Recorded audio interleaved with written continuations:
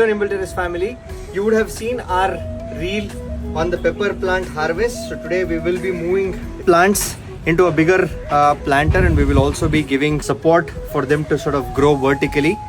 So let's get to it. See here we've prepped the pot. As you can see, this is also a used planter. This used to have a lot of chrysanthemums in it. We are reusing the same pot and we are trying to be sustainable, considering that we have a terrace garden and we can't have all either mud pots or cement pots. So this is our alternative. One layer of coco peat and perlite, which is already mixed. Gently take out the sapling from the pot.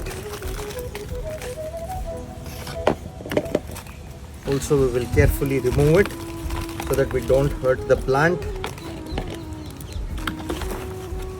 And then we are taking some leftover pipe, which was left over from some plumbing work that we got done in the house. So we will be using this for support. So we're tying it gently so that it doesn't impact the plant. As you can see, this plant has a lot of pepper kernels already, and it will be ready for harvesting soon. Pipes can also double up as your composting bins. You can put in all the dried leaves inside the PVC pipe and water them so that you can give compost tea directly to the roots of the plant.